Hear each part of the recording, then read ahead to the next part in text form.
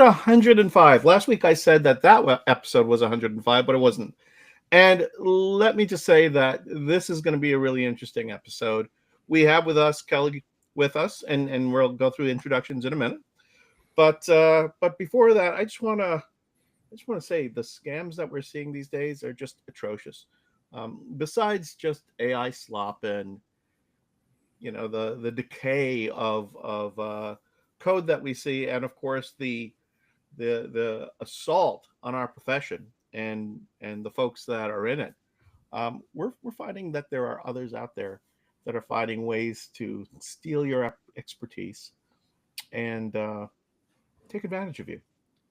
So, without further ado, I just want to say that, as I said before, this is episode 105 of This Week in MeteorJS, a weekly newscast of the MeteorJS Dispatches podcast. I'm speaking way too fast today. My name is Alim Gafar. I'm streaming to you live from New York City, and my co-host is... Everybody, my name is Dvorak, aka Storyteller CZ, coming to you live from Prague. And with us today, we have... Hi, I'm Kelly Copley. Probably know me as Copley KJ from forums and other sites around the web. I'm basically a code monkey, and that's about it. And an open source contributor to the MeteorJS ecosystem. A little bit. So thank you for joining us today, Kelly. Really glad to have you. And with that, we'll get straight to the news. And Jan, fraud, my friend, fraud. Tell me about it. Yes, so this has been around for a while, but for me it really started say a few weeks back when I got like emails coming like, oh, we have an opportunity for you, or we want to partner with you. And I've got quite a few of those once in a while, usually spam. But this one was very interesting because it looked like a job opportunity. So I've kind of read more into it, and as I read more into it, I was like, realized, wait a moment, this is not a job opportunity. This is inviting me to become a scammer. So that's, and I've posted the emails on X for everybody to kind of look at, and it's very insidious because it's kind of there's like we have clients that need your help, but and they use like this corporate lingo, but what they want from me is to go and sit on a technical interview for somebody else and pretty much pretend that I'm this other guy, do the technical interview, and then I'm going to get cut from that person's salary, which so you're basically lending your expertise to some unqualified person, yes, so they can get a salary. And this is crazy.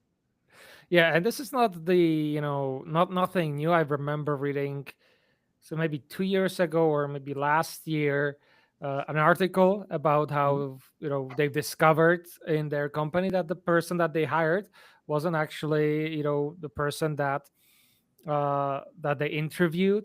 And there's like others, it's getting more sophisticated where you have fake resumes. That's another one.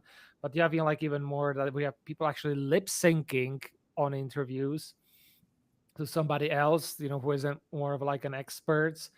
And it has been increasing. And this is also, I'll take it from another side. It's not just the interviewees trying to scam you, but also the interviews, and like there's scams everywhere in this, which I was actually surprised that there are scam interviews but mostly I want to focus here on the fake resumes and all that stuff, and especially with the remote aspects of a lot of companies today. It's becoming more and more of an issue because you can hire somebody and actually never meet them in person.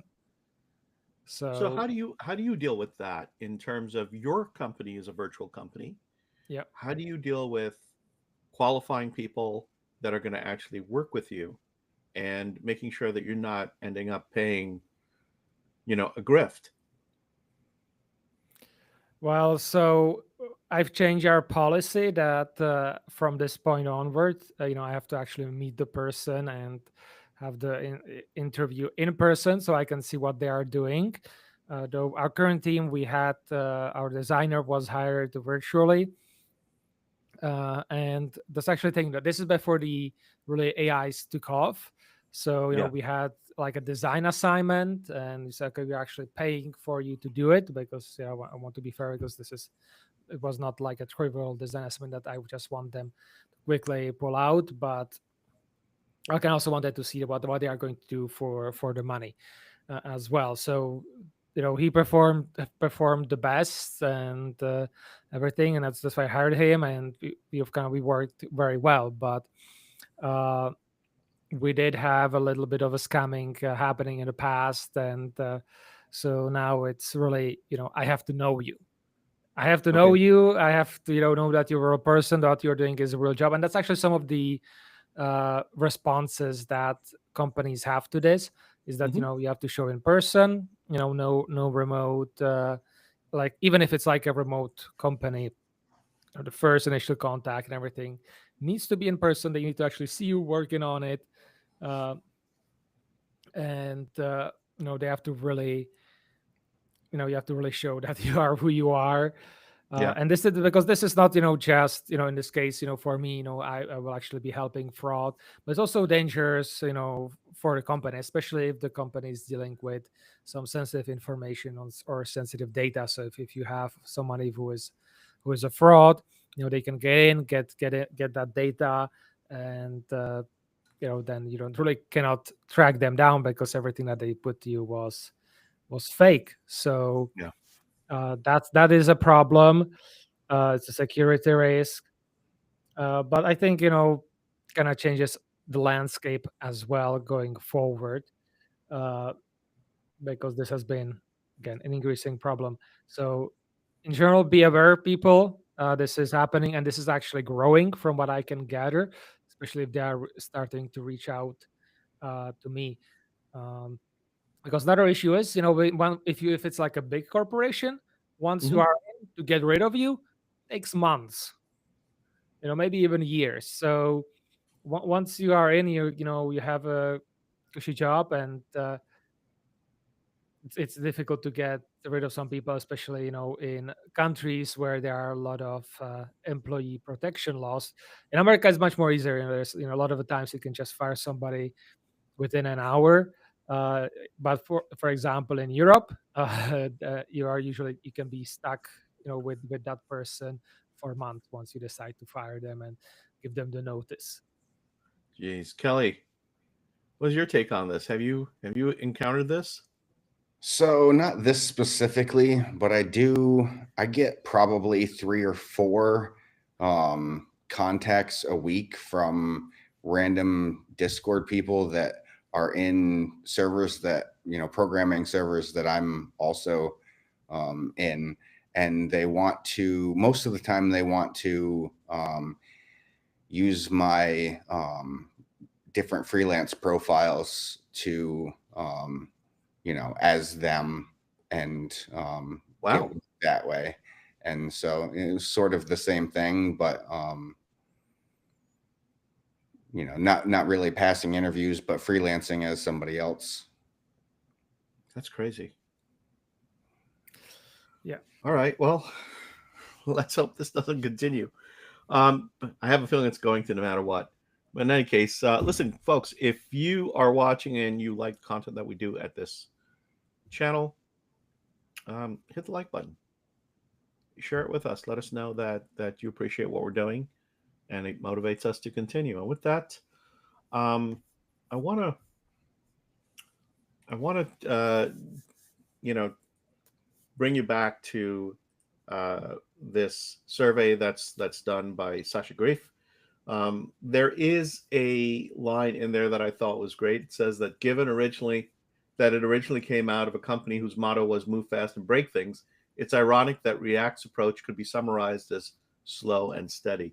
So he's really talking about where the project has been over the last few years in terms of new features, its evolution, how it's growing. And for those of you, by the way, who have already taken the survey, that's great.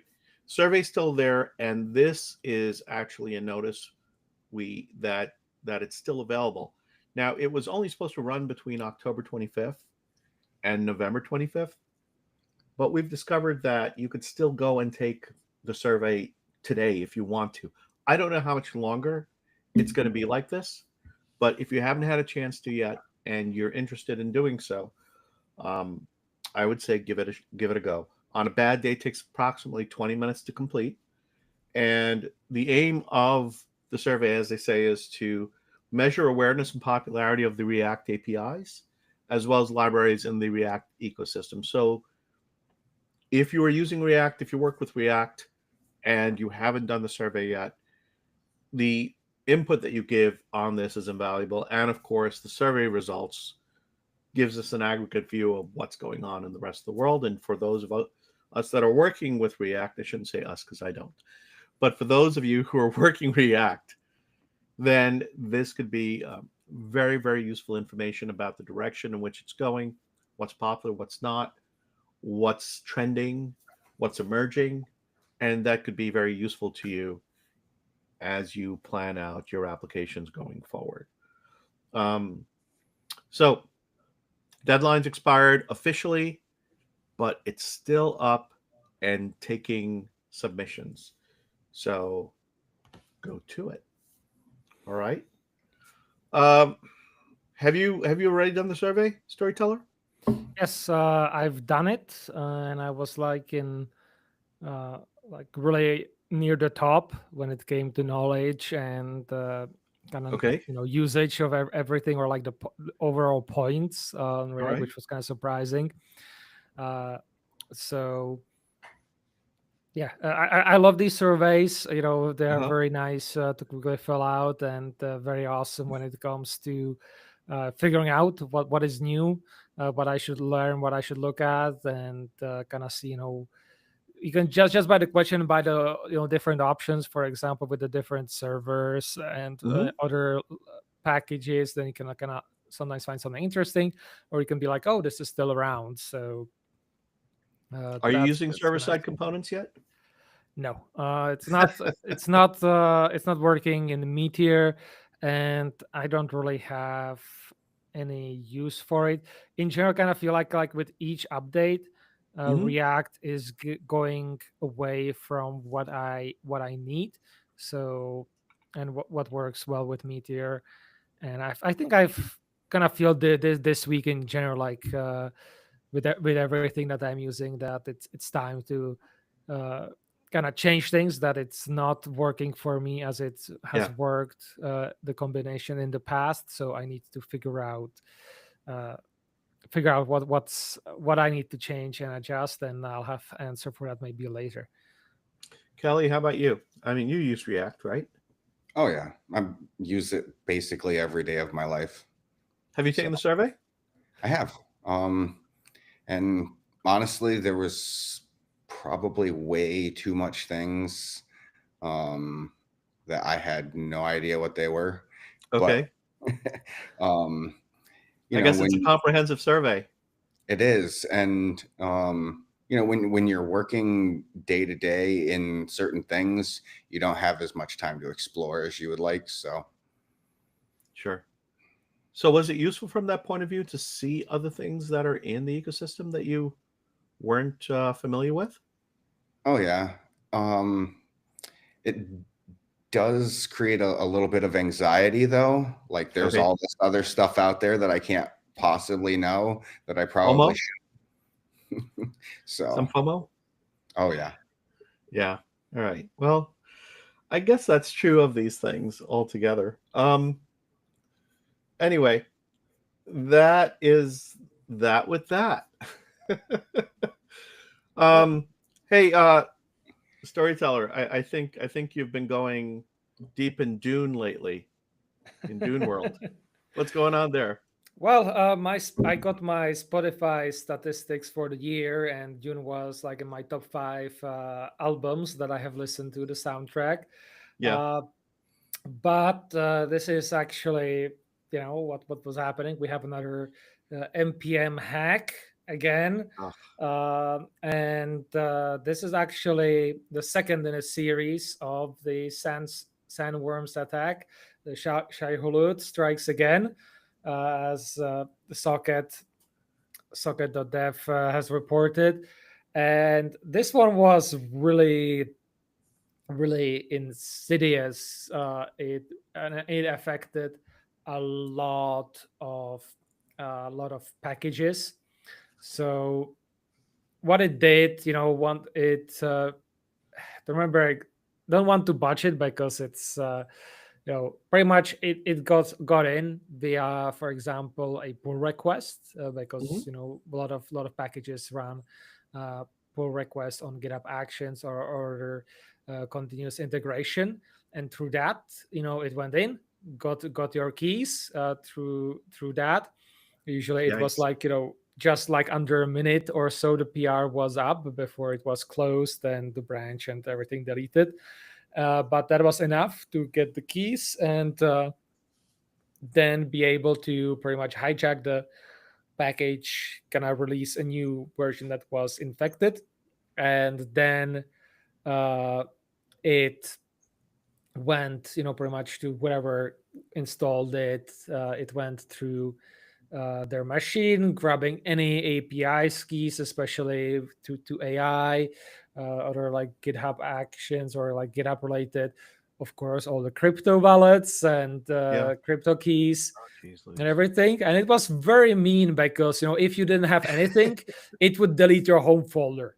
So if you, Oh, yeah, that's or just just delete wrong. your hard drive as well. So it's really, and then it uploaded actually all of that on your GitHub in like a Shai Hulud repository or something like that. So it was really bad. I highly recommend uh, reading the just the articles related to it, and also checking that the long long list of let me I'm looking at scroll that right down now. It's here. oh my uh gosh. It's over 804.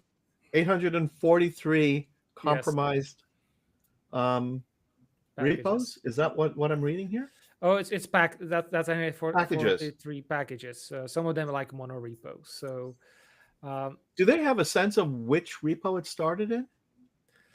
uh I don't think so. I think it Okay. actually has like might have been multiple that it went. It wasn't just like one of them.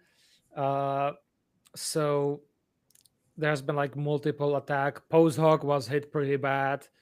Oh, Uh, so really, go check it out. That's, for example, why you have the big red banner on the top of npm lately, that they are deprecating Yeah. old API keys and all that stuff. That's part of the you could say long-term difference, because this is not the first time this has struck. And it's actually Theo commented on it that the first version of Shahlut wasn't really that good, and he commented on all Yeah. the possible uh, say improvements to the attack, which the Wow. version 2 had. So uh, And this is Theo GG. You're talking about the yes, user from YouTube. you do, yeah. Yeah. So there is this has been this is the second attack, and that had a lot of the improvements that or opportunities used that the first one did not. So uh, Jeez. yeah, we have to be very careful. And one of the other things it shows is that GitHub Actions are no longer, you could say, easy and trivial, and that you have to be very careful about how you set them up, because apparently even on if they run something on pull requests tests, that itself might be a problem. So yeah, we have to kind of look into where does that get us in the future? And yeah, it's going to be interesting, to see what will come next and how we can improve the security. Wow. Makes Seems me like glad the that initial way to go ahead, Kelly. Makes me glad that I've not updated my post hog library in quite a while. What's post hog used for? It's analytics and Okay. sort of I guess, yeah, I mean mostly analytics. There's quite a few other little features in there, but it's quite comprehensive. So, and Yeah. they've got a really generous free tier, so I use that. Okay. Yeah, they have also an amazing website, by the way. I really love how it's done, but it's a bit of a fire thing. Wow. So, Well, I guess maybe I was going to say use fewer dependencies, but the problem is that I don't know.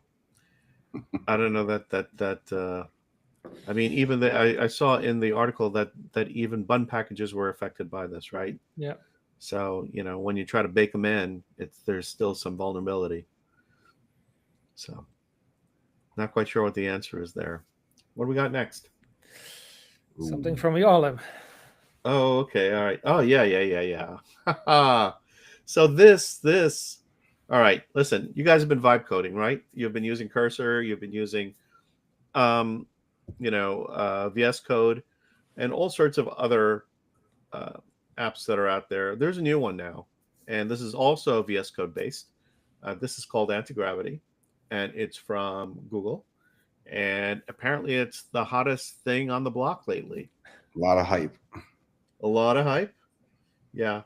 So, Storyteller, I think you said that it seems to be pretty good with Meteor. That's what people in the forums were Uh-huh. saying. I'm not sure if we have. No, we don't have the link here yet for Okay. that. But yeah, on the forums there is a thread that people say it's pretty good with Meteor. Not so sure about that because interestingly enough, anti-gravity is built on top of or uses or at least uses some of the code base from Windsurf, which is what I use, Yep. and that can be hit and miss depending on a lot of things. So it depends, I think, as Yeah. always. I see from I see from the forums that Max Savin had mentioned that he had used it, tried it on some tests that would require knowledge of MeteorJS internals that are not documented APIs, and it got it right on the first shot. So apparently, somewhat impressive. I guess you guys could try it out. I do want to give you a bit of a warning, though. And let me go back to not being a very good producer here. Haha. So one of the things that has happened also with anti-gravity, it's kind of a funny but not so funny story, right? Is somebody was actually using it. It's a Reddit user by the name of DeepHyena 492, who claims that they were using it to build an application and turn it on, run it, and so on. And it had apparently had and this person apparently recorded this whole session. And so one of the things they wanted to do was when they were running the server, they wanted to restart the server. And when they did, they wanted it to also clear the cache because, it was kind of building up and they wanted that to happen. And they asked it to clear the cache on the restart. And anti-gravity, they're calling it, by the way, in this article, an agentic AI. Call it what you will. You're still vibing, right, on it. And asked it to restart and clear the cache. And it restarted and wiped out the entire hard drive, like erased it totally. Which was really surprising to the coder at the time. Was not really prepared for this. Mentioned that it did the wrong thing, and the AI apparently went, into a frenzy saying, "Oh my God, I can't believe I did this. This is a horrible thing," and apologized profusely for making that mistake. But in the end, it was unrecoverable. So it's terrific. I think it's terrific that these models are able to recognize that they've done something wrong and be really contrite about it emotionally. But that still begs the question, when it's great that it owns up to a mistake. I think we should all own up to our mistakes when we make them. It's just the intellectually honest thing to do. Not always the best thing to do. Sometimes, like, if you've, knocked somebody off a cliff by accident and nobody's around, I'm not telling you that you should do this, but it might be better to keep your mouth shut. But, if they're witnesses, it's probably better, to own up to it. I mean, I guess at least the AI didn't try to lie like it generally does. Right. So, now I'm having a problem breathing. God is taking control of me and telling me, like, this is not a good thing. But the question really becomes then, who's held accountable in a situation like this? Say, for instance, you wiped out a customer's production data. At the end of the day, is it the tool that you're using and the maker of the tool that's responsible, or are you responsible because you thought you prompted well, but you didn't prompt well enough that it took an action that caused some harm? So I think it's great that these tools are able to do as much as they do, but this little story reminds us that it's not omnipotent in the sense that it's going to do everything that you want correctly. So, do you have a take on this, Kelly, as to, it took responsibility, right? So I don't know whether or not, like, if a lawyer was there, it would say, but you confessed, so you're to blame. And how can you how can you hold transistors responsible? Like, I don't like. It's claiming responsibility, dude. Yeah, but you can't hold that thing responsible. It's not like you can punish it. You know what I mean? What are you going to do? Change its weights? Like, I don't. No, but there's a company behind it, right? There's somebody that provides that service, right? Yeah.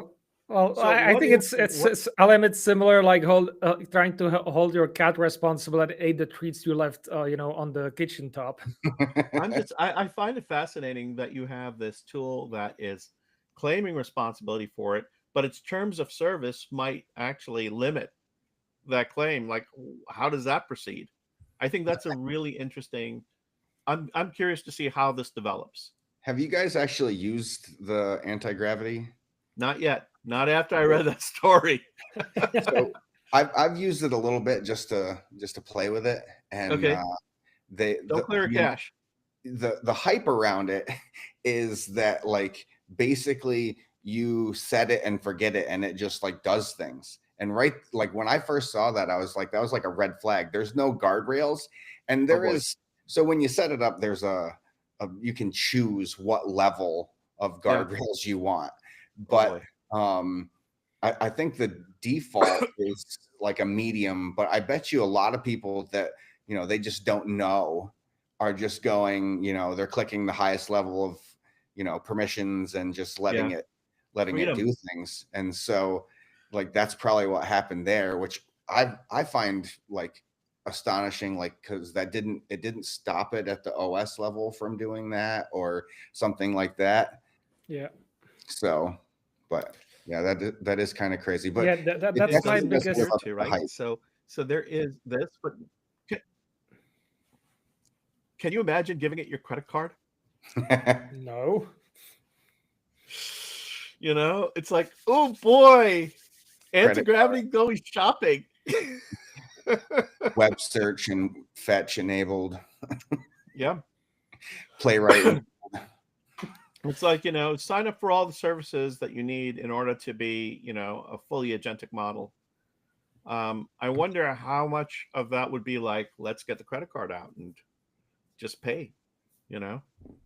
I mean, if it's smart, it'll figure out how to do it without paying for anything. Well, if it wants to optimize for lowest cost, right? But if that's not its optimization goal, and the goal is, just, do the thing I can do fastest, then it might be, what, we got to pay to get through these, there are tools out there that can do it, and they're saying we can do this. Let's sign up for it. Let's do that. I don't know. It'll be interesting to see again how this all plays out. I'm happy to let other people be the guinea pigs in this, and I'll watch. I'll make some popcorn and sit in the corner and keep my eye out for these stories. But yeah, I am planning on trying Agentic, but I'm probably going to do it in the sandbox. Not Agentic, anti-gravity, but I'll probably do it in the sandbox.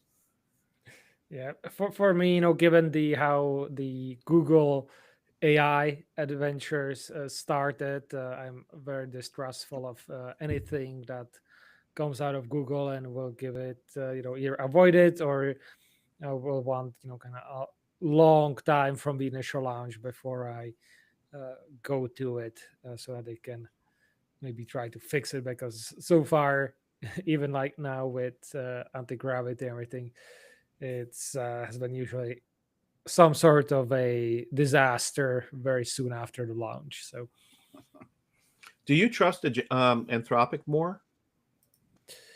Well, let's kind of talk about that, because Anthropic has bought Bun, which What? Yes. An open source project? How do you do that? Well, there's a company behind it, similar like with Meteor. So Bun is another JS runtime, very super fast. And one of the reasons why I kind of was avoiding it was because I was like, well, okay, it's very similar to Meteor, to the hype, to actually how it's structured. And can I actually trust this to be around, say, in 4 years or so? Can I actually, trust it enough to be around and build business on it? And that's one thing that they admit, the Bun people. That was something that they did not have a good answer. They have raised money and they had like a runway for a couple of years, but they had no cash flow or anything like that, or just was like going out to pay for the developers.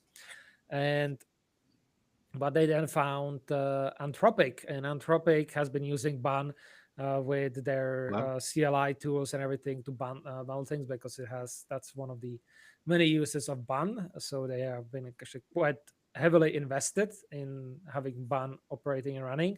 And after some talk, they decided that they are going to acquire Bun, which is also funny because let's just say Anthropic has been kind of on this, saying that, it's over for web developers, our AI will be able to manage it, and then they go and buy a developer team. So that's one thing. Go ahead, Kelly. Have you seen the Primogen's take on this? Yeah. No, has he given a take on it? Yep, just watched it this morning. It was fairly insightful and I think quite thoughtful. What are some of his highlights, if you remember them? Yeah, so basically it's that, sort of the same thing that Jan was saying, where, everybody's saying that, developers are, the job is dead, and here we have Anthropic buying a development company, and right. So developers aren't going away anytime soon, yeah. But in this case, the developers are tool makers, right? And not necessarily end-use application makers. So is there a distinction that he's making there, or he's just saying broadly developers are still valuable? Yeah, developers in general, because I mean, there may come a point when this, agentic AI is good enough that you don't have to hold its hand, and it doesn't make any mistakes. But I think we have a fair number of years before that becomes the case. Yeah, I've watched both Primogen, and actually I watched Theo live when he gave Okay. his talks. One of the biggest worry is that Ban is going to be become closed sourced, and which is right now not in the plans. And in case of, for example, Theo said that he would be one of the strongest vocal people against it, and he is actually one of the vocal people that says that for Anthropic to open source some of their tools and everything. For me personally, I don't. I like the cloud models and everything. I think they're like probably like one of the top three when it comes to Yeah. coding and other things. But I do have adversarial relationship with the company because it's 2 or 3 years ago when they kind of came out. I've signed up for, or not. I was just like created an account and tried out a few times. Their website and everything, and then was like, okay, I think this is it. I'm going to buy it. They banned my account, and they haven't let me What were on. you doing? I was just asking, like, I was like, okay, here's the document. I'm looking, tell me, I'm thinking about this. What do you think? And or I Jan, need, you marketing. cannot use their tool to say build me a replacement for this tool, because That's that's not going what to I get did. the people over there really upset that you're trying to replace them with their own creation. No, Here's it wasn't. I wasn't like for their web thing that I used. I've used it because at that time it was like, oh, this this Anthropic thing can handle documents and everything to upload, which back then was still relatively new.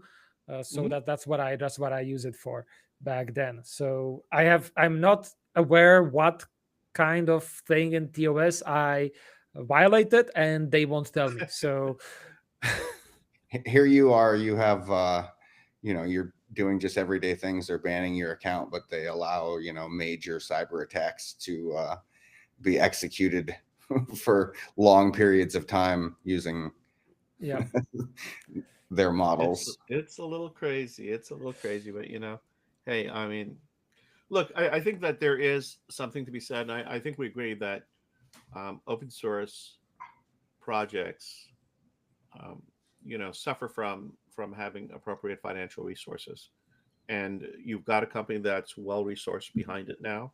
I think this gives it a lot of, there's a lot of promise, provided that they find it valuable, and they continue to give it money, feed the beast, so to speak. So that's going to be interesting. yeah, What I think is going to be interesting is to see how this all plays out, in the sense that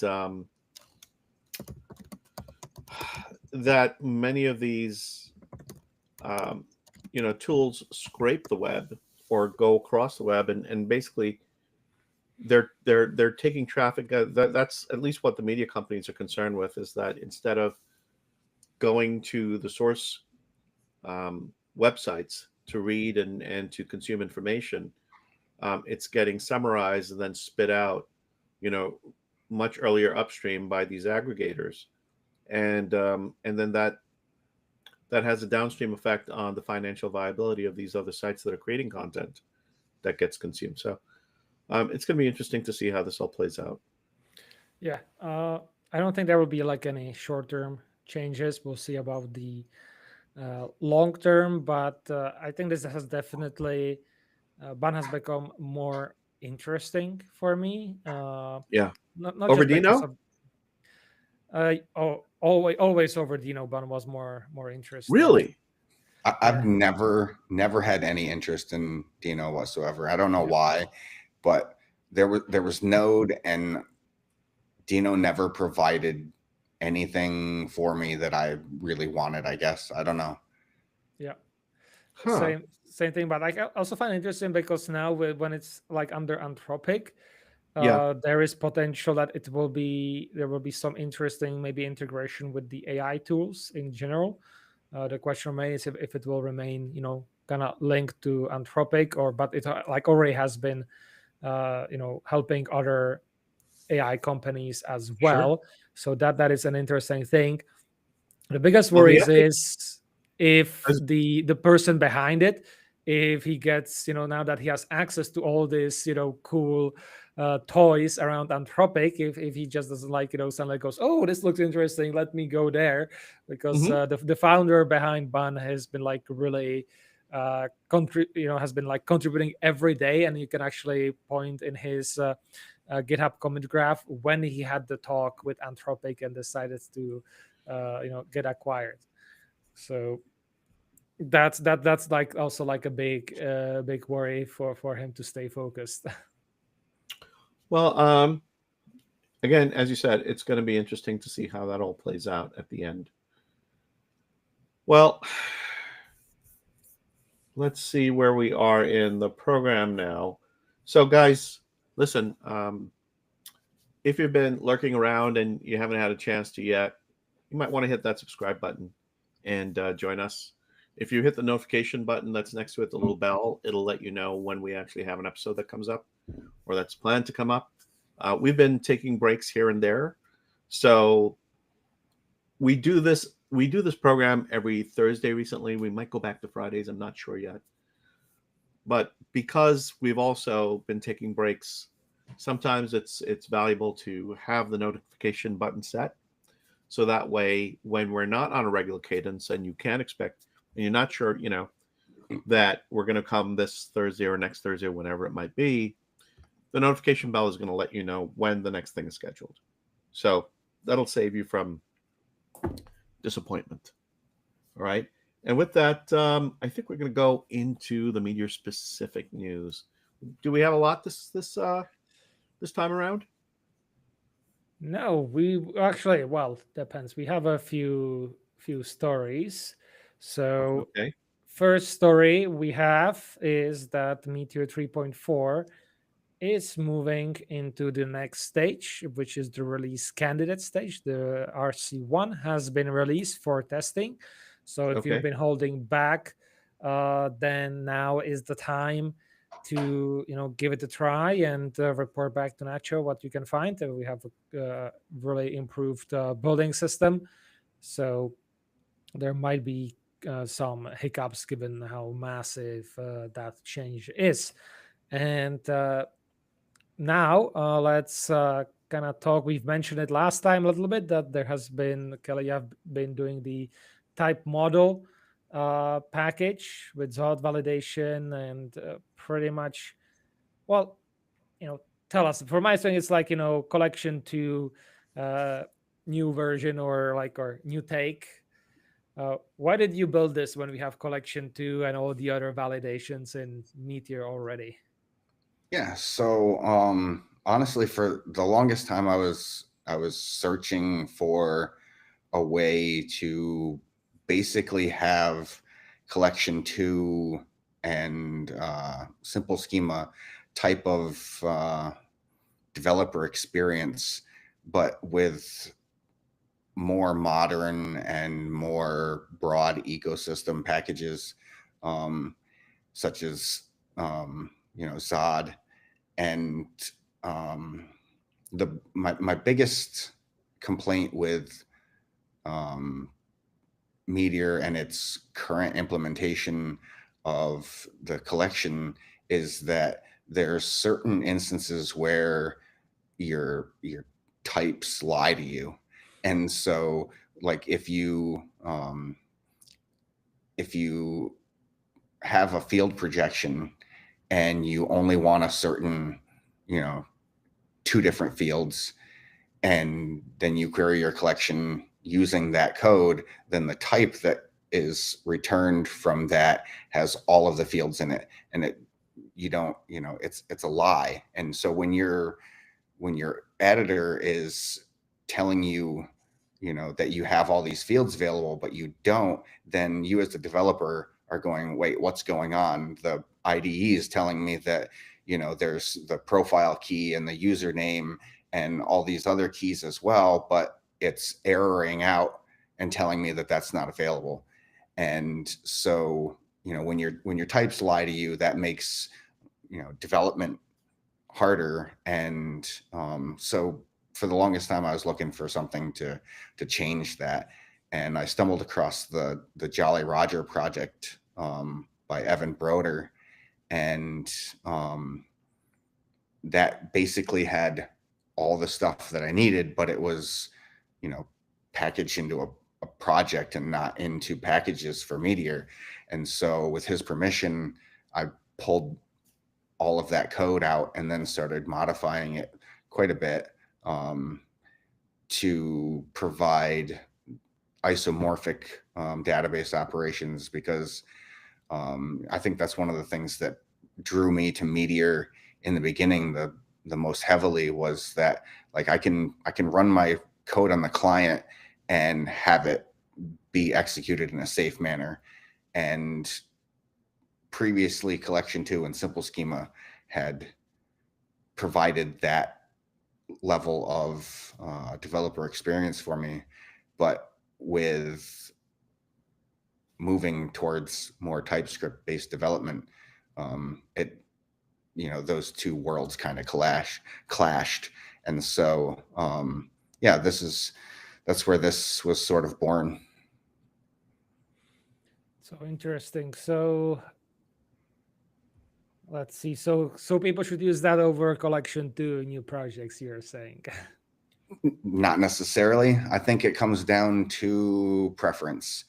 There's a lot of people that still they do not want to use TypeScript. Now you can still use this without using TypeScript, and there may be benefits as well. I've included JS doc comments with this as well. So I've not validated that this works, but it could that could be helpful as well. But in the end, it comes down to preference. I mean, so this for me is it's a safety mechanism. It's like a seatbelt or a airbag, and so this provides something for me that I was missing. But some people may get in the car and not wear their seatbelt, and that's fine too. That's their preference. And so, if you like Collection 2 and Simple Schema and that's working for you, that's perfectly fine. One of the other things, though, that this does provide that that Simple Schema does not provide and Collection 2 do not provide, and this is in the works, but it should be pushed out soon, is JSON schemas that are attached to your MongoDB.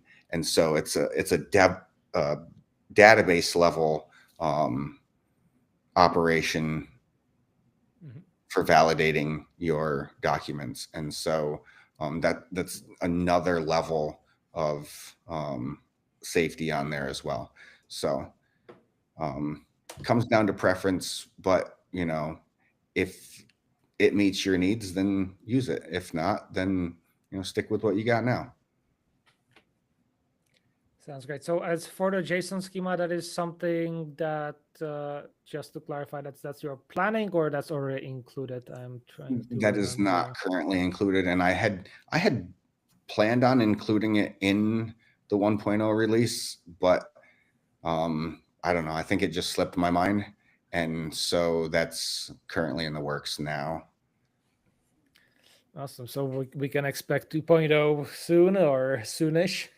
Honestly, I think there's no major breaking changes with that, and so it might just be a 1.1 release. Sounds great. Anything else you want to add to this, or on this topic in general? I mean, I can't think of anything specifically. This for me is a huge sort of developer experience upgrade. But yeah, I can't think of anything that is above and beyond that. All right. So people give it a try. I'll take a look on it. And another thing that especially Blaze people should, take a look on is this new pull request for from William and Race, uh, which in essence adds error boundaries, for at least from my understanding, to Blaze, which is Yes. pretty cool, and also better, handles the errors better if something crashes in Blaze and displays a proper message. And you can also disable it in production if you don't want it. And TypeScript, and TypeScript is included definitions in there. So that looks like a very interesting addition to Blaze. That's probably long overdue. So give it a look. Comment on it if you to kind of get it in faster. So some good news for Blaze. So let me ask you something. Typically, I think the thing that it's resolving is that when your app crashes, you just get this kind of white screen, no feedback. But are we going to actually see the errors in that? And then, of course, are our customers going to see that, or is this only in debug mode? Do we know how this works? So there it so from the PR, it adds error badge in the bottom left corner showing error count. Mm-hmm. Adds a model that details the error with the stack trace, and implements a grace of failure. That's why I said error boundary like, with inline placeholder for the missing, for example, missing templates or whatever else is happening. Adds error duplication to prevent duplicate entries, integrates with HMR, auto cleans errors when templates are fixed, which is pretty nice. We don't have to manually reload. Uh, Mm-hmm. Adds accessibility features for keyboard navigation. It's auto disabled in production, so if there's some Okay. catastrophic things that happens in production, it still uses the old behavior, and it adds the TypeScript definitions there. Let me actually. So I think that addresses my concern, right? So the thing is, if it's a production build that's out there, your customers are not gonna see this. If somebody's trying to do something to, figure out the weaknesses in your application so that they could try to, you know, um, find vulnerabilities, it's they're not gonna be able to do that. Yeah. So here it Okay. says, before the change, if there's like an error, just blank screen. Yeah. After a change, you have, Blazor, missing template what, Right. and it gives you the stack trace, which also nice design as well to it. Very reminiscent of Next.js. I think we know where the inspiration came from then. Mhm. You have to when you say that you have to spit. Honestly, it's a nice experience though. So I'm sort of glad that it come to Blaze. Absolutely. Well, I'm it's not the saying I'm whole. not saying that it's not good. I'm just saying when the words that begin with N come to your mouth, you know, just Eh, turn your head and spit, and then continue the conversation. some people may say that about Meteor. Pooh. Well, speaking of other Meteor stuff, it's the winter season, or the winter holiday season is approaching, and with that, we've kind of jumping off. Some companies don't take a break and they go straight from Cyber Monday, Black Friday, straight into here is the Christmas discounts. And as usual, we do have the holiday offer for Galaxy, which you can save 30% on the Meteor hosting on Galaxy. So you kind of pull in how much you are spending right now, all some of your details, uh, and then they will, kind of check your setup, and will come back to you how much if they can give you a discount. So that's the end of the year discount happening on Galaxy. So if you have something that's that you don't constantly scale up and down, something that's kind of stable deployment, then this is a perfect way how to save save some money on that because it's kind of annual subscription from that. I'm using that for my stuff, so go get it. I will be getting that in the next few days as well. Actually, probably a week because I have a festival this weekend. And Right. finally, a reminder here is that we do have the Impact Conference videos coming out right now or next week. We do have from Abigail Watson her update on the medical, or what was originally the medical Meteor. It has advanced a lot, so catch it next Tuesday. And I think that's the last major video that we are publishing. Everything else should be already on there. This link is going to take you to the playlist so you can catch up on the conference. And that brings us Pretty to awesome. the topic. That was pretty awesome. Thank you so much, by the way. And thanks for all the work you've done on Impact. I think the folks that have been involved over the years would probably agree with me that this is one of the most important events that we have every year for MeteorJS. And I'm glad that you keep putting it on because we end up getting this terrific response from people that are in the field that are doing things with it and sharing their knowledge and their skills with everyone else. So that's pretty cool. Well, thank you. Listen, I got to tell you, I ran into this story this week that made me think a little bit. And one of the things that always comes back to me is we talk about what makes the MeteorJS ecosystem experience great. And one of the things that has mentioned over and over again is community support, people's interaction with the community. I think that's been a strength in the past. I don't know how effective that is anymore because the community has been shrinking, and the folks that are involved, we lose people from time to time. So there's a lot of reliance, I think, on the documentation that's out there. And I was looking at the documentation again recently, and I wasn't quite sure where things are. Now, I think I told you a couple of weeks back that I was planning on starting to build things again with Meteor, and I was going to go through my process.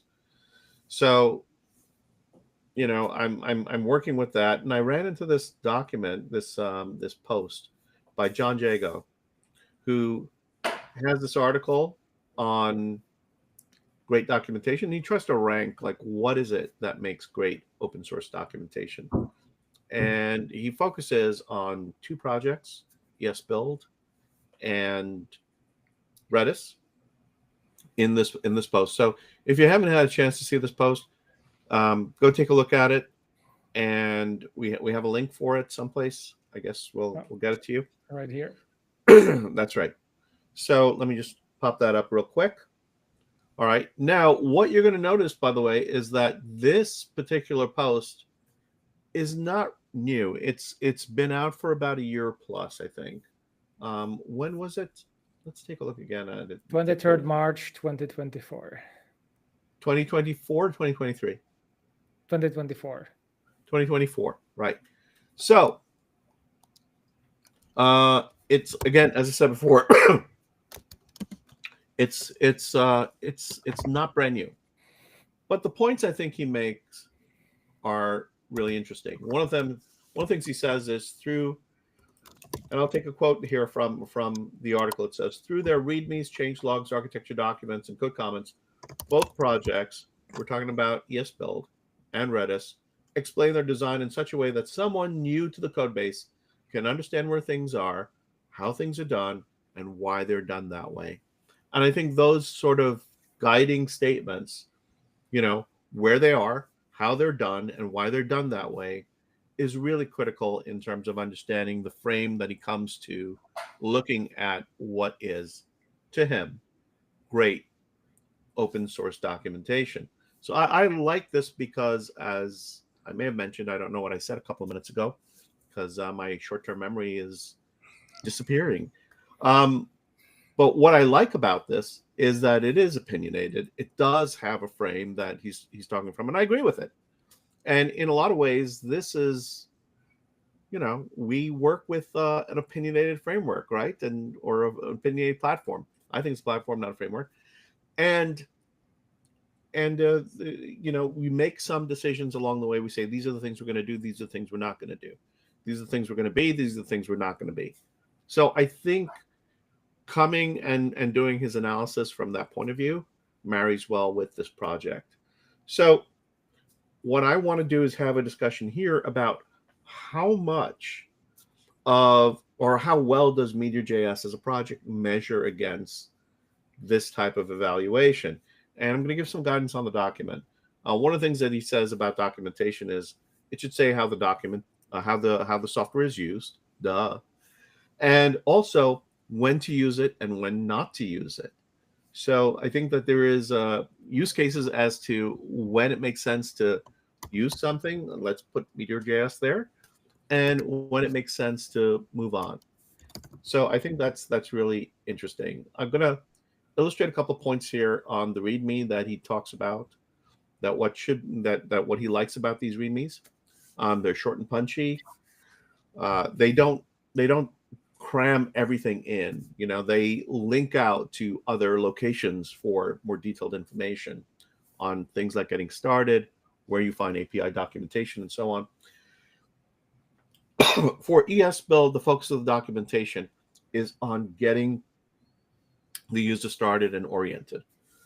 And for Redis, it's not just that, but it also includes like how do you contribute to the project. So they have two slightly different variations, but they overlap, right? One of the things I really like and I saw in the README, and he also comments on, is the use of diagrams to illustrate flows and concepts to supplement and to complement the text explanations of what's going on with something that people can actually see and hopefully simplify a very complex abstraction into something tangible that they can look at. So those are great. I see something about architecture overview here. Yeah. Jan, you've got your name next to it. So do you want to pop in here? Yeah, I think probably a bit later once we open it up to the Okay. So let's you finish. And then the other thing that they have here are something that MeteorJS used to have, which are some design principles that they're stated declaratively. They take a stand, and it shapes the ideas that follow in terms of how the software is built. MeteorJS used to have these 7 principles, if you remember, in the beginning, as to what it was and how it was built and how it was, and how it would interact with data and the world. In both of these cases, Redis has a manifesto that is sort of its guiding principles in a sense. And then there, Evan has, and by the way, it should also be said that ES Build, one of the principal people behind it is Evan Yu, and Evan Yu is one of the people that worked on MeteorJS in the very, very early days. So there's something there. So I do want to mention something though. In looking into the Redis documentation that he talks about, and some of the things that he thought were really great, which is internals and source code layouts are declared and explained in the current documentation on the Redis GitHub. That documentation has changed. That material is no longer there. You can find it in a cloned or a forked version of the documentation from a few years ago, but that's no longer true. So, excuse me, some of that documentation has changed. The change logs are also one of the places where he points out where ES Build is really, really different from a lot of other projects. Typically with the change log, you might mention what the change is. In the case of MeteorJS, we have sort of 1 or 2 lines that might explain what the change is, and then a link to the GitHub discussion that goes into all the details behind it. But when you take a look at the ES build stuff, they not only mention what it is, they go into great detail about what that change is. And then they'll even put code in there demonstrating like what the change, how the change manifests in the code that you're going to actually write and execute. And it might to some people be overkill, but what it does, and I guess the benefit of it is you can read the change log and see entirely what the change is and the consequence and how it's going to manifest without having to actually go to other documentation and then try to figure it out either through looking at the code comparisons to see what those changes are and then figure out for yourself what the impact is going to be on the code that you write. So that was something I thought was a really interesting point that he makes there. And then on code comments, now in Redis, the thing to remember in Redis is that most of the code for Redis is written in C, and C is not a very expressive language. So there is a case to be made for having more detailed comments in C code, but even there is code that's there that I'm going to just try to share this for a second, and let me see if I could just kind of do that. I'm going to hijack you for a minute here, Sure. just to get to this this particular one that I've got, and here it is, Redis. Okay. So in this bit of Redis code that's here, all right, so this is the header for it, the header comment. But then, in this in the enums, they give a single line explanation of what each of these are, because again, not tremendously expressive. But then they have a state machine diagram as a comment in here explaining how all of these things work together. And that is not something that you typically see, for instance, in comments in code.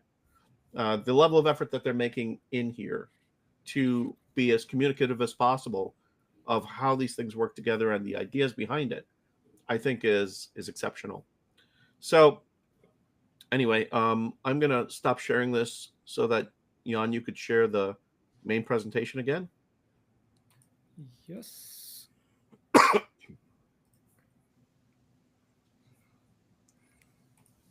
right, there we go. So, having said all of that about this, and I think you both have read the article. What do you think? I mean, where does my thought is I would love him to come and take a look. Now he said he looked at a bunch of others and he picked these two out of many really good examples. So he's not saying that these are the best examples for everything. He's saying these are two exceptional examples out of many really good examples out there. And I'm curious to hear from him what his thoughts might be with regard to MeteorJS and the documentation we have right now. What are your thoughts? I mean, in the past, one of the things I think that's been standout for MeteorJS has been the Meteor guide, right? I looked at the guide recently. I'm not thrilled anymore with it in its current configuration. But give me your thoughts. How do we rank relative to some of these examples here? Where can we be better, and where do we excel? Do you have some ideas? So I think the first thing that kind of noticed is that it has been very high focus on the initial README in that article, and kind of I think in a way it felt to me like kind of all the other like the rest of the resources weren't that important. And now I'm kind of sharing here. This is the initial Meteor README, which I think really it's pretty good. Yeah, I think it hits all his points. It points to all the other resources.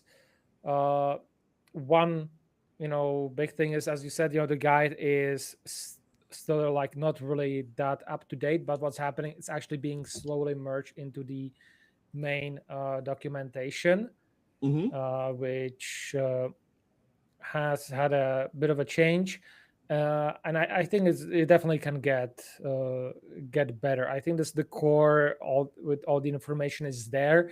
Interestingly, what is kind of the connection between the code and the documentation is that a lot of the JS docs are actually snippets that you can then that are then in the documentation. So if you look here at the API and the create user, then this entire part here on the top Hmm. is directly imported from the code. So if there is let's see if I can find it, some oops another, yeah, so here we have like more detailed summary, so that is at the top of the function. So kind of goes hand in hand, documented in code, seeing Yeah. that in the documentation. Plus here you can see there's a lot of additional um, explainer. One Hmm. thing, as you noted, as you've seen in the notes, is what we are kind of missing is the description for the developers who want to develop Meteor itself. The core description, the diagrams of where is what, and that's kind of a bit of a loss in knowledge, and that's also going to something that's going to be changing now with Meteor 3.4 and going forward. So that's a bit in flux. And you were also mentioned the seven principle of Meteor, which is something I think that needs to be potentially either re-implemented or renegotiated, because given Hmm. how kind of Meteor change over the time, then Yeah. that's something that needs to be looked at. You could Yeah. say so. And that's actually one of the the principles that were kind of also like why I liked Meteor, because it was opinionated in that way, and then there was kind of push to not be opinionated as much, at least when it comes to the front end. So uh, kind of suffers from that. But I think But the opinion, documentation wise, go ahead.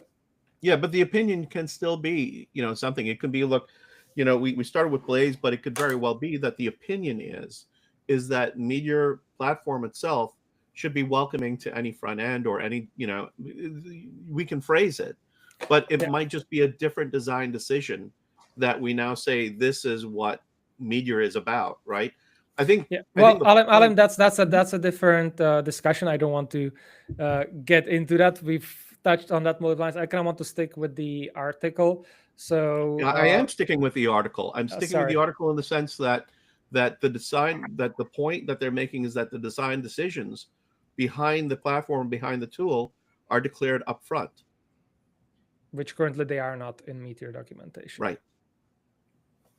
So that can lead to a lot of additional uh, confusion. So those are kind of like my observation in that manner. Yeah. So I'll leave it to Kelly to now have the microphone. Yeah. Honestly, I think Meteor, I would say let's rank it at a 6. It's really fair documentation. Mhm. I think there's lots of areas of improvement. One of which I believe is that the code examples are just bare bones skeleton examples, and it doesn't provide enough background and depth for a lot of things. Sometimes I go and I'm looking. The other thing is there's nothing really internal documented, and sometimes when you're developing something and there's something that you want to do that exists Mhm. that could be useful to your code, but you can't find it and you have to go search through the code base, and it's not necessarily like a private API, but it's something that's basically used mostly internally but is exposed Yeah. externally. Like And some of the less well-known settings, for instance. mhm. Yeah, I agree. Yeah, I think I we mean, had that discussion. this is not to like knock a Meteor, right? It's like No, it's not at all. where do we rank, and then where can we improve and be better, right? The point, by the way, that the article makes is this is not documentation taken whole. This is documentation looked at from the point of view of somebody coming in new, being able to, grok what's going on with the thing that you have, and then figure out how to get started as quickly as possible. That's I believe the frame that the article starts with, right? And so, that getting started document, the README, and so on are really important in order to do that. And then, of course, the things that help is being able to look at the change log and figure out, well, these changes that are happening, what are they doing? I think that's where he's coming from with this. So it's not, documentation taken whole. They didn't spend a lot of time talking about API documentation, which I think there's been a lot of work done to make our API documentation much better and much more usable. And Storyteller, I think your point being that also that the documentation itself that describes what those APIs are in the JS docs, is a good point too, to the improvements that have been made to include that information with code, right? So there's that. What about the issue, or the point that's made with diagrams? What are your thoughts on that? Because I feel that we don't really have good conceptual diagrams in the Meteor documentation, but maybe I'm wrong. Maybe I'm just not looking in the right places. I would say you're correct. Yeah. I mean, there could be the argument that those aren't necessarily needed, but I think that in a lot of cases they could be very useful. And so that's definitely an area that could be improved upon. Of course, that's probably a huge effort, getting those in order and, adding that to the documentation. So small team like Meteor, that's Yeah. I do think that there were some diagrams that were created very, very early on in the early days of Meteor. Yes. JS, that described what the architecture looked like. The question I have is, as Meteor has evolved over the years, as MeteorJS has evolved over the years, whether or not that is a good starting point still for describing what the platform looks like, and how much more effort would it take to modify those diagrams to reflect a true state of things. Yeah, I think a lot of those diagrams, I don't remember specifically, but I think a lot of them came that I saw were coming from really good sort of teachers that were in the community in the beginning. Chris Mather, Arunoda, people like that were doing blog articles and things like that, and they those were teaching tools for them. Sure. Do you see anything wrong with adopting them, though, if they're a fairly accurate, or an accurate, or let me put that, a good representation of the paradigm, that the documentation shouldn't try to incorporate those, even though it's created by the community? No, not at all. I think that's definitely a good idea. I mean, especially if somebody in the community is updating documentation themselves and they want to do that thing and sort of take it off the plate of Meteor development team. So because I think I've seen, and correct me, Storyteller, if I'm wrong here, but I think Radoslav has done some diagrams recently that have shown up either in his writing or in his slides. Yeah, I believe that's the case. Plus, I think even especially with the infrastructure, a lot of the old ones are still accurate, especially the high level ones. It's infrastructure does not change so often. It might be a bit different with Meteor 3.4, but overall, I think that's something that kind of needs to be dug up from the archives and reused. Yeah. I take your point, by the way, Kelly, if you've been in it for a while, but I think if you take the viewpoint of that the author has here with, coming to it for the first time and trying to get a conceptual grasp, that I believe that can be very beneficial. Absolutely. Yeah. All right. What other ideas or thoughts or feedback did you guys have from this article when you were looking at it? Did you feel that it was opinionated in a bad way um, or in a deficient way? I thought it was fair. Yeah. Changelog is another interesting aspect because back in the days, changelogs used to be just in the changelog.md file, and today we use Yeah. the release process in a lot of repositories on GitHub. Meteor 1 is still kind of tied to changelog file and the documentation. So Okay. that might be something to consider for improvement, to kind of start using the uh, GitHub release feature. Yeah. Because we do have the tags, so it's not a big issue.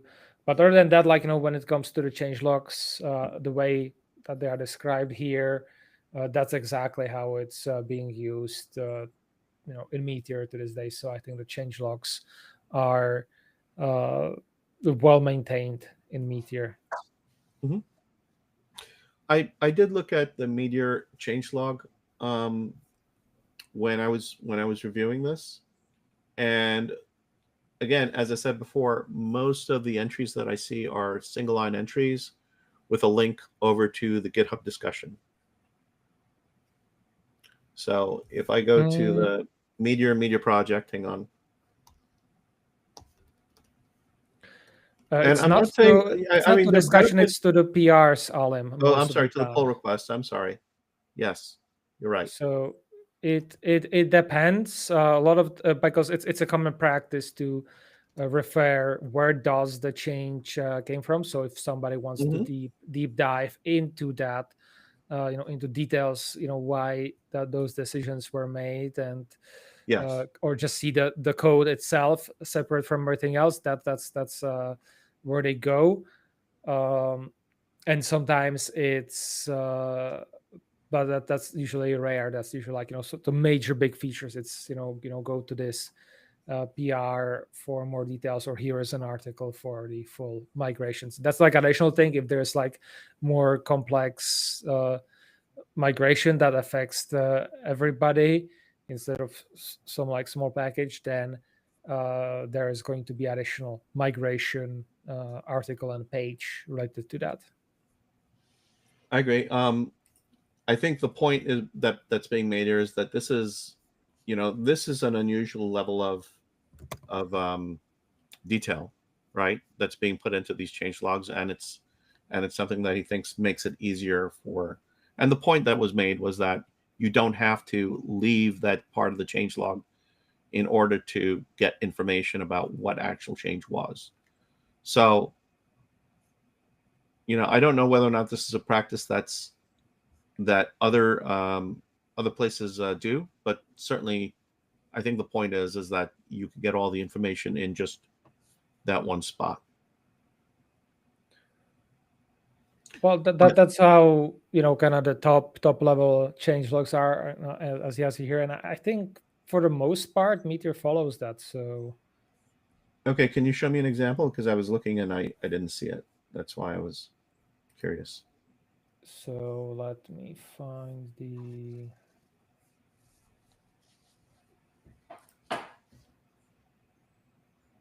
So if we go back, here we have the Meteor 3 migration. That one is more involved, so it has a lot of those stuffs, a lot of those things. And let me find the most recent changelogs. For example, books.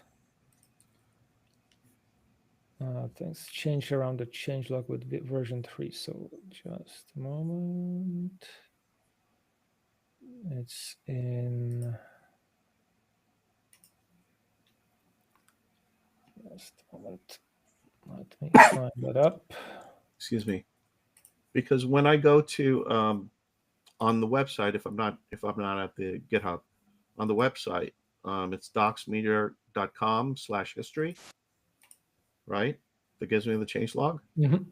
Yeah. And then what I have is single line references, and a link to the what you would call it.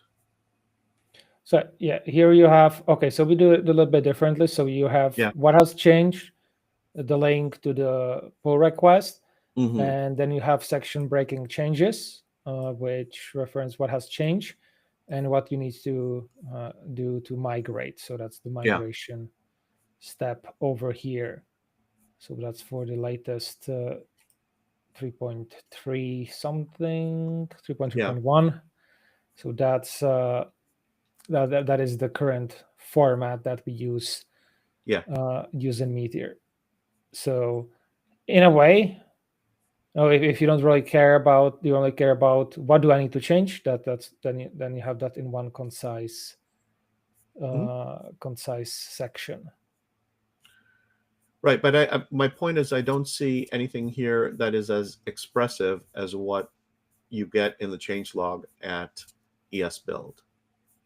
I'm not, again, the thing is, obviously projects are going to choose the way they work with things, and I guess it also depends on just how much is going on, because if it's many changes that are happening with a given distribution, then being as expressive as ESBuild is, can be overwhelming, right? To have all of that show up. Yeah, well, also a lot of the items, especially in Meteor, but it's just like upgrade to Node 22, upgrade to Mongo driver to version 6, upgrade to Express v5. There isn't like really much else to add to that, unless there is some breaking change that is related to that, or just like that. So that's also, and especially with ESBuild, all the changes they made have a lot of impact. So for their need to be more expressive, makes more sense. So it really depends on what the change is and how the impact is going to be on the developer. That defines how expressive it's going to need to be. And then, of course, the question is, where do you put that? Is it directly in the changelog, or is it elsewhere? So if you were going to make that decision, where would you put it, you think? It depends. I would say, for example, the migration to version 3, that's a lot of things that you need to cover, and you also need to cover some theory as well. So that I think that is properly in its own dedicated articles, while at the same time, some things you can just put like a paragraph in the breaking changes, and that's enough. And so that's kind of how I see it. But also I kind of want to say that kind of compare this to our change logs to, for example, change log to Node.js. They just do a few notable changes that here can be, I would say definitely might sometimes require much more, and then they have just list of comments pretty much, which really, they have this, this is just a dog, this is for this package, but unless like you are really into that, it's just that I would say this is totally overwhelming, and unless you know what you're looking at and how to navigate this, you will be like, I'm out, I'm just going to read the article, somebody who can translate this to me. So there's a balance you got to make with this then. It seems like they're just using their change log as a Git log. Yep. Well, that's where a lot of the Git commit standards that you put feed and other descriptions. That's where it came from. That's instead of actually looking at the changes and describing what has changed, we just run a command that's going to compile this together for you, and yeah, here you go. All right. So So that's if are there other things in documentation that you would say good projects do? And we could point to some of those practices in MeteorJS, for instance. let's see. There was, I think the current Meteor documentation is a little bit more difficult to navigate around. So I think that's one Mhm. big improvement that can be made. Search is sometimes an issue, but I think that's mostly got resolved. I'm trying to think. There was a project, and I'm probably going to get it wrong. That's really nice documentation. It was around accounts and Mhm. authentications, and I am right now completely blanking on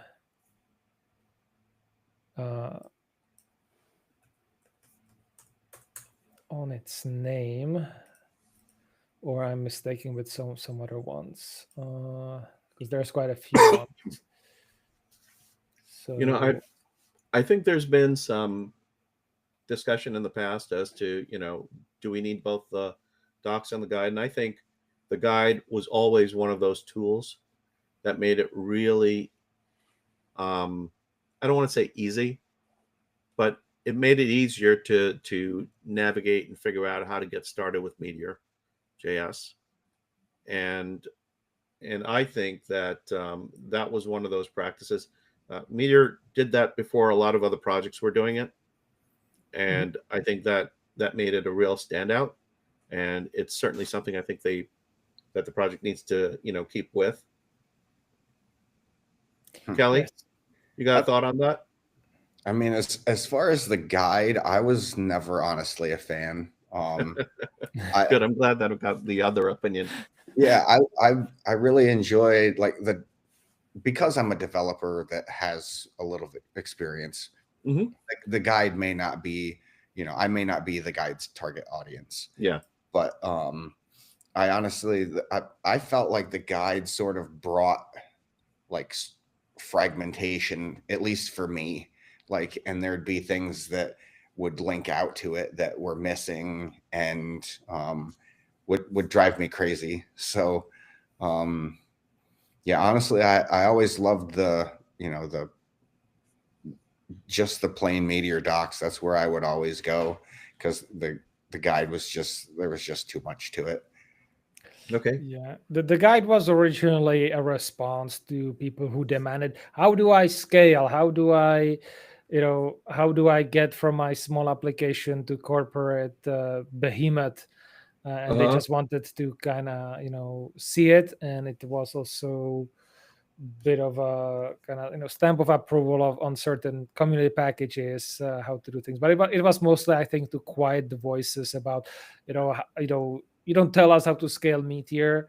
And it was like, okay, here's the guide. Here you do it if you don't know So how to do it yourself. you saw it as a sort of a best practices Yeah. um, compendium. Hmm. More of a hand holding, maybe. Yeah, as well. I got to tell you, sometimes it feels nice to have your hand held. You feel loved. You feel like you Yeah, belong. that's Yeah. developer experience, I guess. Yeah. I found the documentation. This is for Better Auth, and Hmm. I really love.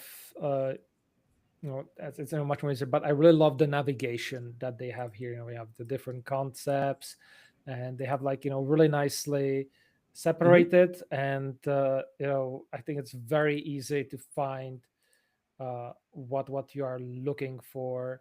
Yeah. So that that is what I really love about their documentation, and I would like if we could have more of that in the Meteor documentation as well. Very nice. So well, I guess there are lots of examples out there that we can look at to see for where we might be able to improve. I'm kind of curious to see if anybody in the chat has an opinion on this. I know that that Küster was in the chat before, and Simon was there. Hey guys, just want to say hello to you guys. Didn't want to ignore you, but I don't know if they have an opinion. So if you have an opinion and you have some thoughts about how things can be even better, or if you love it the way it is, mention that in the comments and let us know. We read the comments when people write them, and we do respond to them. So there's that. And is there anything else that we want to cover before we sign off for today? I think we're coming to the end of this, right? yes, I think I feel I've like exhausted my points. The horse has been dead for a while, and we've been just beating the crap out of it, So, all right. So, where do we want to go from here? What do we have next? Just wave and smile.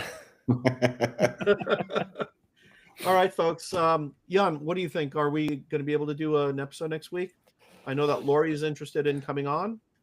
We might do. I should be fine next week. So the week after that might be a bit difficult, or the holiday 2 weeks. So there is some talk about possibly doing a pre-recording and then streaming and chatting while the recordings play back. So we might not be really live the next time we do this, just because of everybody's holiday schedules. We might want to explore and see whether or not we can have these conversations, get them recorded, get them up, and then spend more time in the chat room with you guys who are watching live. So that is a thought. But with that, I think we're going to commit to coming back here next Thursday. Right? Yes. Okay. And until then, guys, listen, thank you for joining us again. You all have a great weekend. We'll see you next week. Ciao. I got to figure that out.